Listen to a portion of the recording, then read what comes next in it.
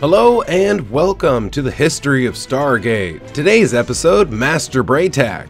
And here we go. Teal'c of Chulak is a former Jaffa Master of the Jaffa Rebellion. Teal'c of Chulak regarded Teal'c as a mentor and father figure. Once the first prime of both Apophis and Klorel, Teal'c finally officially defected from the services of the Goa'uld in June 1998. And joined the Jaffa Rebellion, originally distrusting the Teal'c, notably SG1, while also regarding them with suspicion. Teal'c has since gone on to become one of Stargate Command's closest allies, often assisting SG1 in various missions, while providing the SGC with knowledge of the inner workings and structures of the Goa'ulds themselves. Teal'c was once the first prime of Apophis, a position his future pupil Teal'c would later assume. Teal'c was 133 years old when SG1 first met him, and was therefore born around 1864. He is often pointing out his age, which hints that old age is considered to be of great value to the Jaffa. He has also known most of his life, if not all of it, that the Goa'ulds were not gods, although he personally attributes this moment when he accepted this doubt with the time he fell in love with Malrin, a Jaffa he met on one of his earliest campaigns for Apophis, who died during an attack mounted by Kronos, feeling that this act proved that Apophis was at the very least a Caprius god. As Malrin died before they began to form a life together, Teal'c began to observe Apophis and the other Goa'ulds until he privately renounced any loyalty his people were supposed to give to them and began a quest to rid them from the galaxy. Sometime after Kronos killed his first prime and banished Teal'c and his mother to Chulak, Teal'c vowed to become the first prime of Apophis in the hope of avenging his dead father, and was later taken under the wing of Teal'c, who was Apophis's first prime at the time. Teal'c planted the seeds of doubt about the Goa'ulds in Teal'c's mind. Teal'c later married Draic and had a son, Ryak. 1997. When he first met the Teal'c, which Teal'c had joined forces with to fight the Goa'uld, Teal'c was initially suspicious of the humans of Earth, particularly Colonel Jack O'Neill, but Teal'c slowly learned to trust and respect the Teal'c. He assisted them in acquiring a Primtov for Ryak and allowed them to escape back to Earth through the Stargate. He then stayed on Chulak and looked after Ryak and Draic. 1998.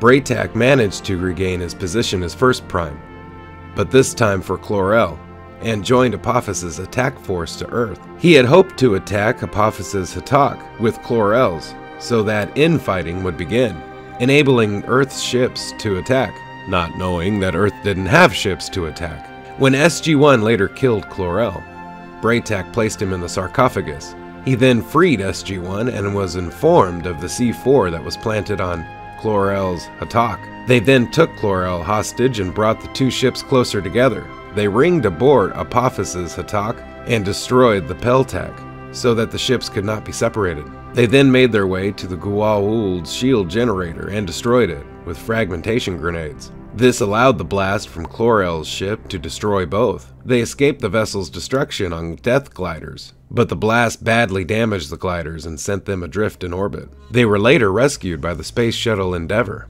After being interviewed, Teal'c presumably returned to Chulak, now officially armed with the GDO that SG1 had given him. Later, Teal'c traveled to Earth using the GDO SG1 had given him. He informed Teal'c, SG1, and Hammond that Apophis was still alive and had kidnapped Ryak. He and SG1 ventured to Chulak to form to the home of Teal'c, Draic's new husband. Jack O'Neill, however, was forced to kill Teal'c after learning that Teal'c planned on betraying them to Apophis, which left Teal'c stunned. Draic and Ryak were taken to Earth with Teal'c, and Teal'c remained on Chulak. 1999. When SG1 was captured by Hathor, Teal'c left Stargate Command and returned to Chulak. He discovered Draic in his home, badly beaten and near death from an attack from Jaffa loyal to Apophis, after he had openly revealed the truth about the Goa'ulds to get the people to rebel against them. After he recovered, he helped Teal'c gather Jaffa to lead a rescue mission. When General George S. Hammond arrived to recruit his own rescue mission, he led them to the Needle Threader, which Teal'c and Hammond used to travel to Eskal. After they destroyed the sentry gun post, He and a small group of Jaffa came through the gate and killed the Jaffa guarding it. The year 2000. After Apophis escaped from Net and attacked Chulak, he fled the Stargate Command with Moak, his new apprentice. Dr. Janet Fraser attempted to save Moak, but he died of his wounds. Later, he accompanied SG1 to find the Harcesis child on Keb. When he met the Keb monk, Bra'tac is presented with the idea of ascension, but is told that he must remove his symbiote to do so. In the end, he decides against this possibility for himself, with the encounter having given Bra'tac a renewed determination to stop the Goa'uld once and for all. 2001. When Teal'c was captured and brainwashed by Apophis, Bra'tac was sent for by SG1 and greeted Teal'c. He was able to see Teal'c was deceiving them, and still believed Apophis was a true god. Bra'tac then removed Teal'c's symbiote to perform the rite of Ma'al Sharan. Fortunately, Teal'c was able to overcome his brainwashing and his symbiote was returned to him. 2002. Bra'tac and Teal'c wanted SG1 to meet the charismatic Kitano and form an alliance with the Tauri. When Lord Yu told Teal'c that Kitano was actually Imhotep, Teal'c challenged Kitano to Joma Sekyu, which Imhotep quickly took control of, but after revealing himself, Teal'c killed Imhotep.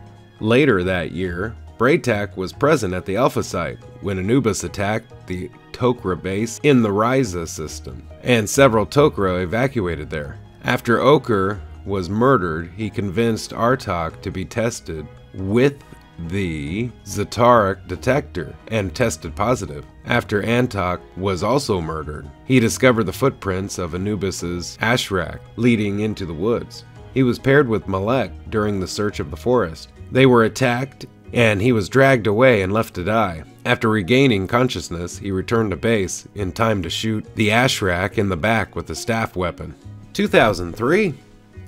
Bra'tac was captured when he went with Ryak to Urbus, a Jaffa penal colony, to recruit more allies for the Jaffa Rebellion. They were forced into hard labor, Bra'tac being forced to carefully ration his supply of Tritonin. While ascended, Dr. Daniel Jackson saw them and the memory came back to him after he descended.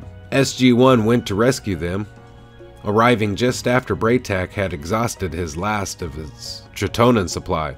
Although he stated that he could survive without it as long as he had to, but the rescue attempt was unsuccessful. Teal'c was captured and hurt, but he was able to give him a supply of Tritonin. Ryak helped spread the word among the prisoners to revolt, and the second rescue attempt was successful. 2004. He came to Stargate Command to warn Earth that Anubis would attack in 3 days. He traveled to Chulak with Teal'c to gather forces to help defend the planet. They met Ronan, who was in possession of a Tel'tac, which they used to travel to Proklaresh in search of the lost city of the ancients. Once there, SG1 ringed down to the outpost and found a 0-point module, and learned that the city was located on Earth. As he was about to ring them back, he was betrayed by Ronan, an agent of Anubis, who stabbed him in the symbiote pouch. Fortunately, he no longer carried a symbiote, and was able to kill Ronan and ring SG1 aboard. He was healed by Colonel Jack O'Neill with his ancient healing power. They traveled to Earth and found the outpost in Antarctica. He stayed on the Tel'tac and watched as drone weapons destroyed Anubis's fleet.